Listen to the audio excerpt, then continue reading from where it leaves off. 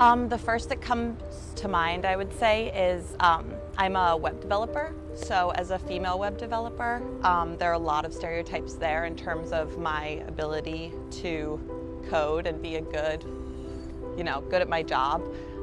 People always assume that I'm a graphic designer when I tell them what I do, because they don't really, the idea that I could be a female who doesn't match the stereotype of like a programmer is really hard for people to process. Stereotypes that I've encountered have been mostly look like a girl, act like a girl, don't do too many things that are manly or that wouldn't be considered okay for a woman to do, like the color pink and purple, and don't wear black.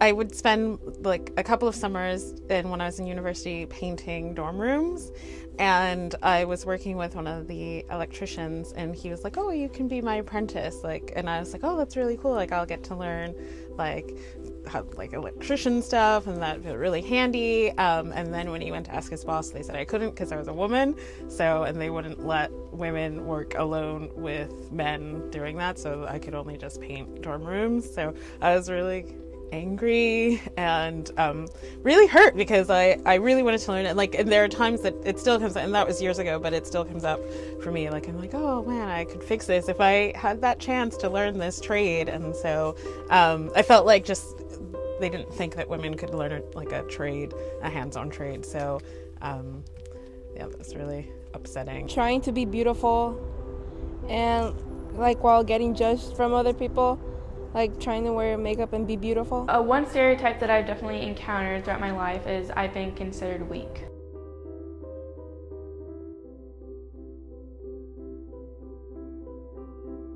I've definitely encountered them in the workplace a bit, meeting new people, even fellow feminists will kind of jump to this conclusion that when I tell them I'm a web developer, they hear web designer, and that turns into graphic designer. So just in every kind of walk of life.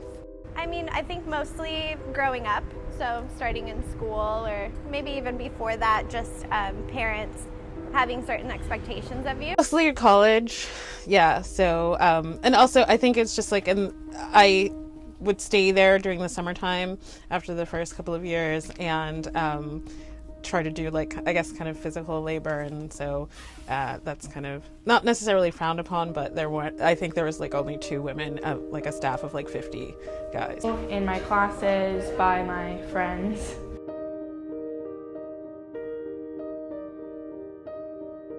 It just kind of pushes me to, be as good as I can at what I do, and kind of correct people when they make that mistake, and remind them that women can do everything that men can do, whether it's coding or being an athlete. It affected me a lot because I was getting bullied, and I would always be told that I wasn't beautiful enough or I was just plain ugly. It made me feel discouraged, like I couldn't do it, and I just wanted to prove them wrong, and I felt very discouraged.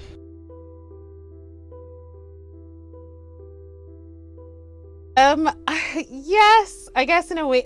I never followed up trying to become an electrician or studying that, but I did do the painting, and I stayed there even though there was only 2 of us, and so they paired us together. Actually, we were not allowed to work separate in the team of men. We had to work together. So Do things that are not normal or weren't normal 40 years ago or 50 years ago, and also just be unique. It's not expected of you to be unique, it's expected of you to blend with the crowd. And it's become really important to me to learn how to use my voice and use the tools and education that I do have. Definitely, I've tried to prove my best that that a girl can do anything and that she's not necessarily considered weak just because she is a girl.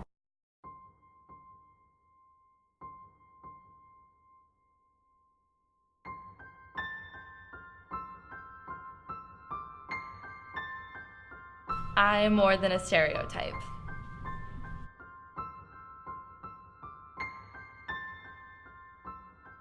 I'm more than a stereotype.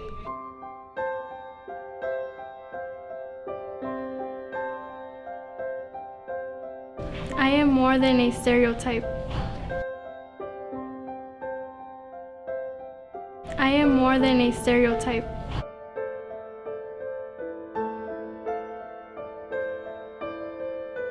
I am more than a stereotype.